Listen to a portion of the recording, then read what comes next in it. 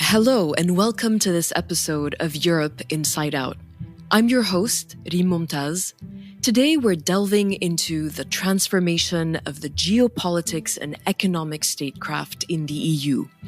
That's the title of a thought-provoking and insightful report by colleagues here at Carnegie Europe that we've just published. And so I'm delighted to be able to discuss this eminently strategic issue with two of the authors, Rosa Balfour, Director of Carnegie Europe, and Erik Jones, non-resident scholar at Carnegie Europe. We'll start with a bit of glossary to clarify a few of the framing concepts we'll be discussing, and then we'll delve into the historic context. What has the EU been doing? What has the context been internationally? And how is it now evolving? We'll discuss whether COVID was a watershed moment, what the current state of play is, and how the war in Ukraine, the rising tensions with China, and the re-election of Donald Trump in the US will impact this question. And finally, we'll get Rosa and Erik's assessment of what the EU needs to prioritize now and in the immediate and medium term. Rosa, Erik, welcome. Hi, Rym. Hi, Rym.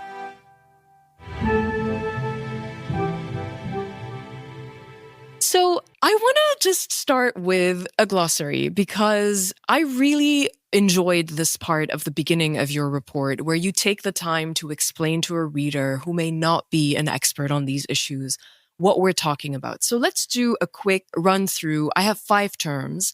Maybe, Rosa, I'll start with you. Geoeconomics. Geoeconomics, we talk a lot about geopolitics as the sort of new way of looking at international relations, but actually geoeconomics play a huge role as well because they're the forces that are unleashed by the global market. So it's really about the degree to which economics is shaping global politics.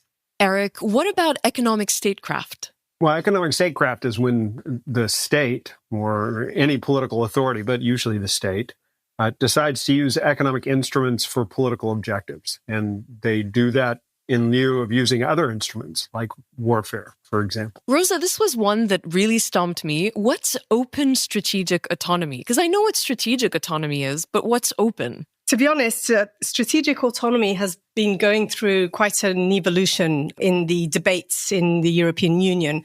It actually started off as a concept that was related to security and defense, and it was really about Europe's role within NATO. And then gradually it started embracing all sorts of other areas, including with COVID, health, right? And at that point, when strategic autonomy became a sort of all-comprehensive concept, some people, especially on the trade front, started to think that maybe strategic autonomy was a little bit protectionist. And that's where the compromise with open strategic autonomy comes up. And we see this, for instance, in a joint paper published by the Spanish Prime Minister and the then Dutch Prime Minister, Mark Rutte, who's now the Secretary General of NATO. So a liberal and a socialist, Pedro Sanchez, agreeing that open strategic autonomy was the way forward to make sure that the EU still had an open attitude towards global markets. And also the Commission adopted it. So it's the kind of compromise solution for the European Union, divided between those that are perhaps slightly more protectionist bent and those who are more keen on open and free trade. So how does it contrast with European sovereignty, Rosa? To be perfectly honest with you, Rym, I've never been convinced by the concept of sovereignty. I see sovereignty as a bit of a legal concept. Therefore, the EU does not have sovereignty. And to speak of European sovereignty is a bit of a contradiction in terms. But it has been used as an alternative to the strategic autonomy. And in fact, if you look at the speeches of Emmanuel Macron, who was one of the drivers behind imposing this notion of strategic autonomy on the European debate, he gradually shifted towards a preference for European sovereignty. Because Germany liked it more, right? Good question. I'm not entirely sure why he decided to do that, but you can definitely see a shift in his rhetoric. If you read his speeches, he favors European sovereignty. I think actually it's a think tank. The term, the concept, the idea actually comes from think tank narratives and, the search for catchy sentences and phrases. Now it's used and abused, I would say, all over the place. I mean, now there is even, talk of technological sovereignty, which to me seems a contradiction in terms. I mean, technology is by definition without borders. But that is one of the sort of framing concepts around the notion that Europe needs to get its act together. I mean, the bottom line is this. This is all about trying to project and encourage Europeans to take their fate in their hands. And Erik, the last concept that I'd love to get a bit of a clarification on is this idea of management of interdependence. What does that mean? Well, I mean, if you think about it, all of our economies work together. And that's because we choose to produce, one bit of a car there and another bit somewhere else, and then we have to bring them together in order to build a car. The question is when they work together, do they work together in a coordinated fashion, or do they work together at cross purposes? In the management of interdependence is all about making sure that there is as much coordination as we can achieve in how these economies fit together. So let's just jump right into it. I want to get, Rosa, from you a sense of where you think we are coming from to get to the point where we're at today. So to me, and the way I think about the evolution of this, I really think that COVID is a watershed moment. I feel like there was a before and after. Do you agree with that? Should we go further back? No, I think we need to go further back, actually. I mean, COVID was a really critical juncture because it stimulated the notion of joint borrowing in the European Union, which was taboo. But I'm not amongst those who think that this was a Hamiltonian moment. And indeed, it was a one-off. And now there is a discussion over potentially joint borrowing for defense. But, we're still early days. But it hasn't been something that has fundamentally changed the way in which the European Union works. What I think, conversely, I think we should look perhaps slightly more long-term. And I think Erik can say something in this respect. But from my point of view, COVID, the Russian invasion of Ukraine, which were the sort of turning points that people tend to look at, they were actually a culmination. The way in which Europe reacted to these were a sort of culmination of a long crisis that started in 2007, 2008, perhaps even earlier. From a political point of view, I would say even 2005. But 2007, 2008, the subprime mortgage crisis in the US that then infected Europe. Exactly. And the way in which it was handled, the types of responses that the EU provided to that, which were generally below what was needed. Okay. So it was muddling through, it was crisis management, it was an accumulation of problems that were never really solved. And that created the momentum for a situation in which Russia could invade Ukraine and feel that it could do so with impunity.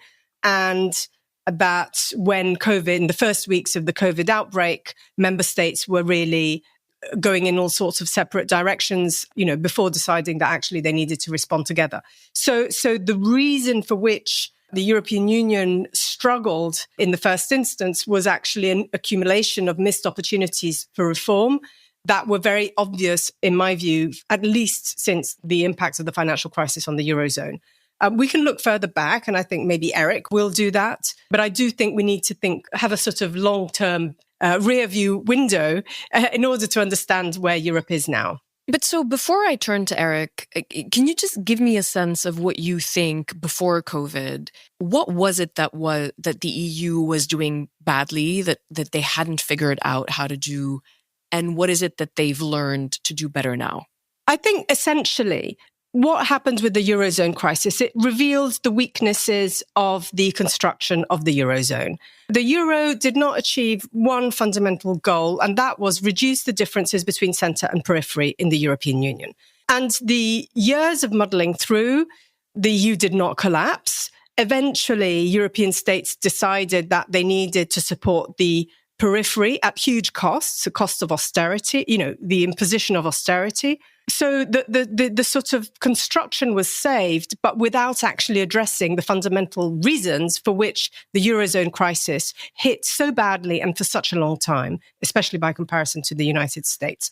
And I think, to be honest, only now is this question beginning to be addressed. not so much by politics, but by the various reports and studies that we have seen during 2024, which are very much a response of COVID and Russia. The Draghi report, the Letta report, the Niinistö report, and they're all saying that the EU needs to change the way it is organized from the economic point of view, from the point of view of economic governance, from the point of view of economic security. They're all saying the same thing. I don't think the politics are there yet. And it might take some time and a few more shocks to actually get to the point where European governments can actually turn to their publics and say, well, we need to double down on this European architecture in order to make it effective. Otherwise, it's not going to be relevant. It's not going to survive in the current global context. And we're going to go back to these coming shocks in a bit. But Erik, I wanted to turn to you and get your assessment. I guess you want to go back even further back than what Rosa just did? I mean, every story has to have a beginning, and every beginning is equally arbitrary. I think what Rosa is pointing to is that what we have discovered over time, and we can decide how long that time is that in order to have effective coordination, in order to generate effective policy responses, we have to lift some responsibilities all the way up to the European level. And we have to empower those EU institutions.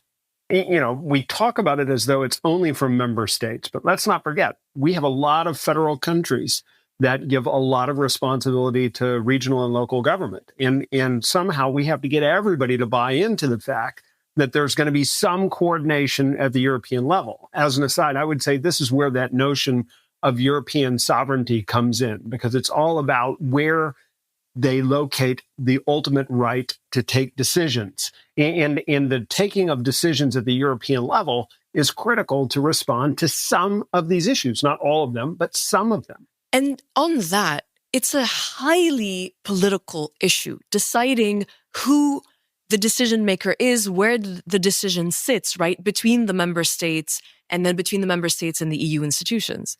Absolutely. I mean, it is the most political issue because we're also talking about how those decisions are going to be made, which means who gets ignored along the way. All you have to do is look at Macron's fury over Ursula von der Leyen signing this deal over the Mercosur trade agreement. It's a free trade agreement with a group of countries in Latin America. That's right. And this is, on the one hand, Macron says, I like European sovereignty. On the other hand, this is a situation where the European Commission has discrete competence. Yeah, but he's getting attacked by his farmers. In Poland, they're getting attacked by their farmers because they're not happy with this deal. So yeah, I think actually Mercosur is such a good example of that clash that hasn't been resolved. So, what have you seen in terms of an evolution on that level from the point that you want to start with up until today? Well, I don't think, I hate to say this, I don't think there's been a lot of evolution. Everybody wants European sovereignty as long as Europe agrees with them. When Europe does not agree with them, everybody wants a national veto. And that has been a lasting characteristic since the start of European integration. Having said that, they have accepted that at some point, they will have to make concessions. This is where your COVID story becomes important because Angela Merkel had refused collective bargaining time and again. And then suddenly she realized she had to accept it. Are we going to do that again? Let's wait and see. I don't see it happening. But then again, I didn't expect COVID to push Angela Merkel over the line either. But Rosa, what are we seeing or, that is really changing on the level of economic statecraft that, you talk about in this big report? Yeah, I think there's one point that I'd like to make. Erik refers to the 1970s in his chapter in the report. And I really think there are some interesting analogies to be drawn. Basically, in the 1970s, a period of turmoil, oil crisis, etc., ushered in a period of neoliberalism, and that was Ronald Reagan, Margaret Thatcher, and the single market in the European Union. And these were foundational moments of change, which, did not happen overnight. And I think we're going through a similar period in terms of change, but we don't quite know what the end goal is, what the world will look like afterwards. So we're using the idea of post-neoliberalism. Just on the change, how would you define the change that we're going through right now? Well, I think one thing is that with the neoliberal model was the sort of primacy of economics and free markets over states and politics. And there was a sort of trust that neoliberalism would, solve problems of inequality and make the world richer. And that the more you had global exchanges, global trade, the better it was for the economy.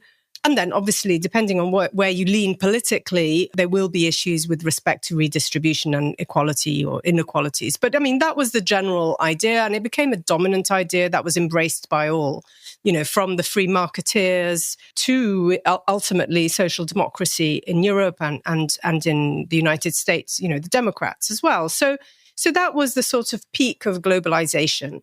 And I think over the past few years, we're seeing a lot of pushback coming from multiple sources. I mean, the big one has obviously been Trump and his America First protectionism. But where else are we seeing it? Are we seeing that in Europe as well? I think we are seeing it in Europe. We're seeing a return of radical right nationalism that is challenging the role that European states gave to the European Union in governing globalization and in managing globalization. I think we're also seeing it from other powers such as Russia and China, because neoliberal model worked in a system where you had some rules, and the US has not supported those rules, not always, but China, Russia, etc., other big powers are big revisionists.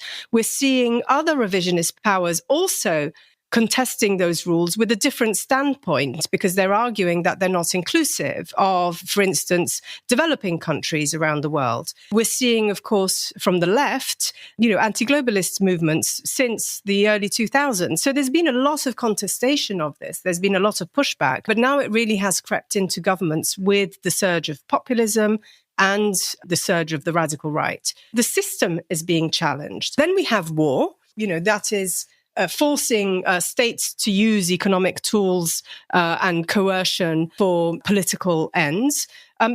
Like what? Like, how are they doing that right now? With sanctions, for instance, and trying to keep countries out of the global economy and try to weaken, Russia in this case. But I mean, we've seen a lot of economic statecraft with respect to Iran, for instance, to try and reduce nuclear proliferation. So it's not as if these tools are not new. They're not, but they're being used in a more strategic way. They're being used in a more forceful way, in a more coercive way.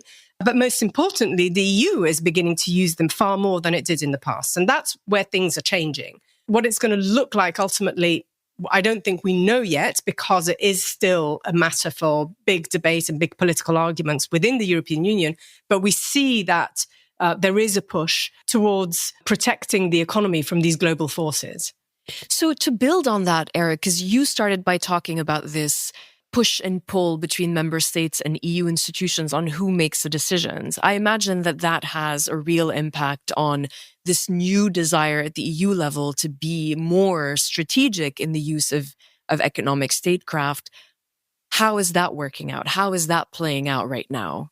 So I think you've put your finger on the key issue. And it's not just the right-wing populists and the Donald Trumps of this world that are pushing this agenda. The Biden administration was pushing it in the form of the foreign policy for the middle class. The Draghi report is pushing it as well. And if you look at the Draghi report, it does three things that are, in many ways, revolutionary in the context of the internal market. First, it says we have to use non-market instruments to direct the flow of private capital. And that's because private capital cannot be trusted to invest in the right places. Second, if we're going to use these non-market instruments, by which I mean really subsidies and other incentives to get people to invest where we want them to invest, then we have to do it at the European level, at least in part, because not all national governments have the same ability to provide the kinds of subsidies we need to get the results we want. And this is where your question becomes important.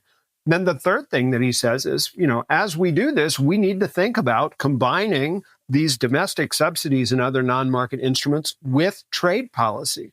to get a combined economic statecraft. And he even uses the word. This is Mario Draghi, a technocrat, advocating something that 20 years ago, no serious economist would have advocated. And so when you say in certain particular sectors, what are we talking about here? So the genius of the Draghi report is that he pushes us away from the traditional notion of competition as having lots of small firms that compete with each other, because he recognizes that there are two other kinds of firms we have to pay attention to.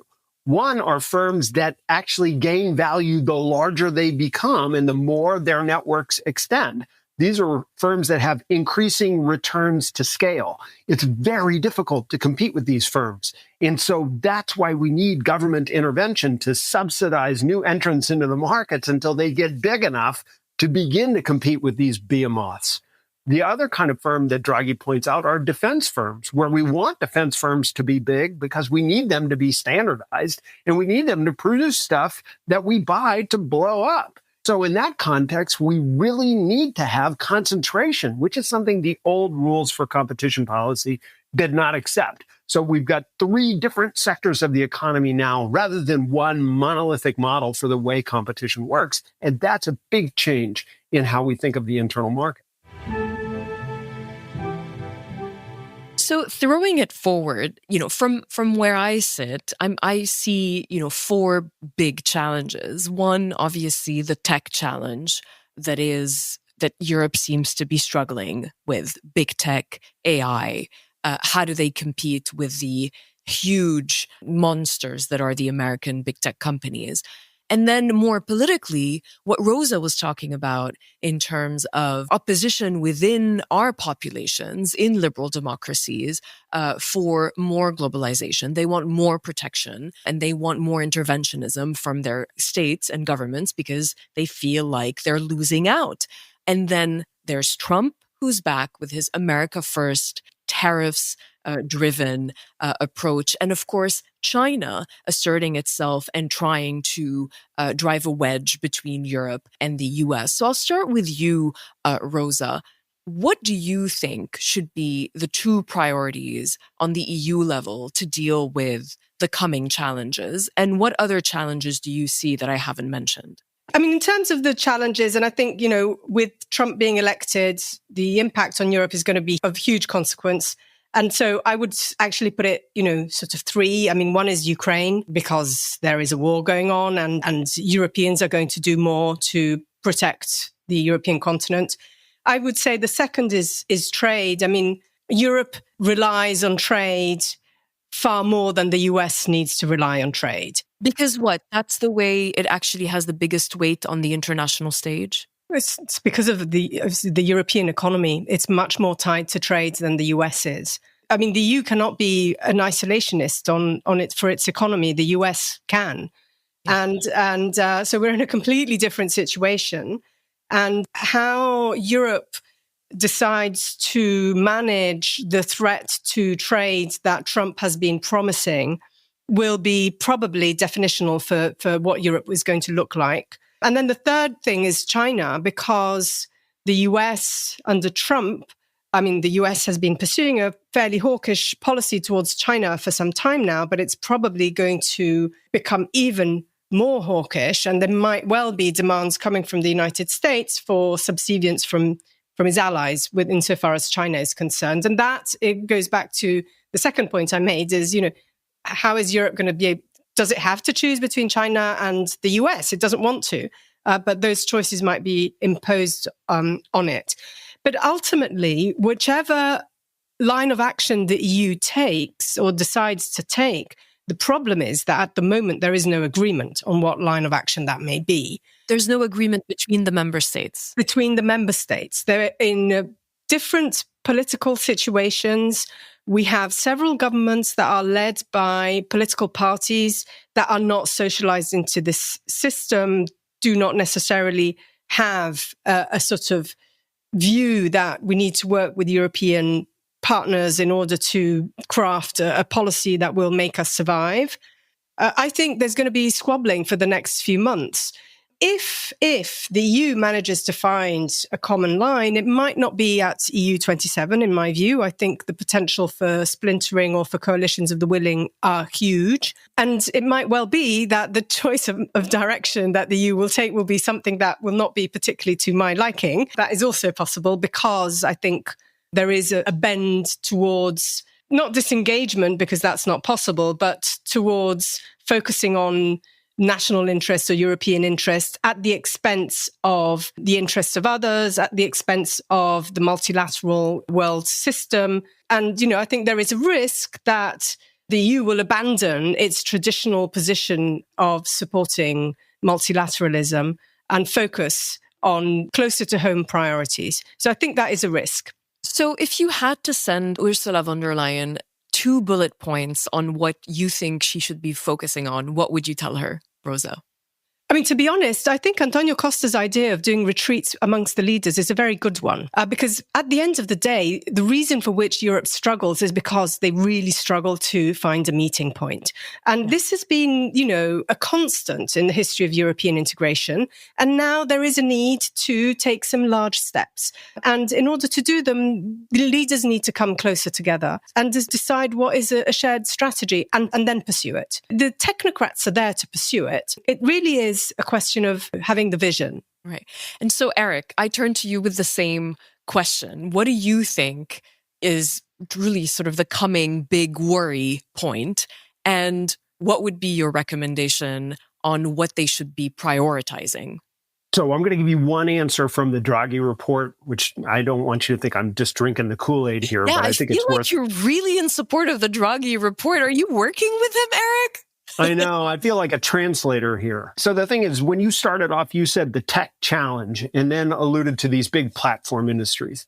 That's only one version of the tech challenge. The more important version of the tech challenge that Draghi is talking about is the way economists use the word technology to describe the way we combine labor and capital, right? And his goal with that report is to push Europe to find ways to combine the same amount of labor with the same amount of capital and get more stuff.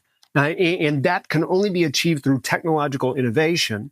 And he writes about it in the form of this very jargony economics term, which is total factor productivity or total factor productivity growth.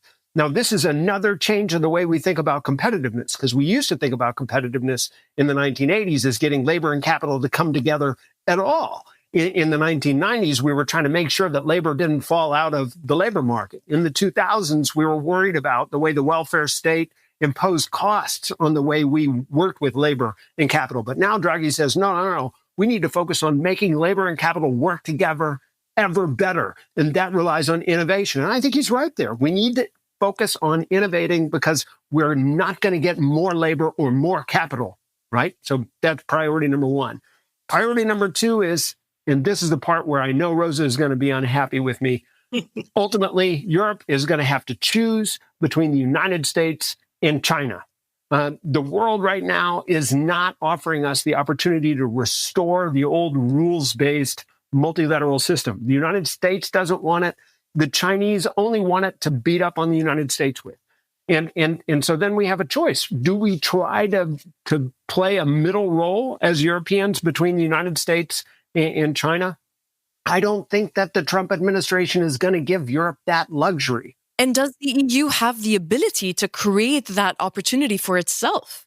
I mean, lots of countries, Indonesia, India, they're all going to try to play that role, but they're all going to do it differently. Mm-hmm. And this is the problem. We talked about the management of interdependence before.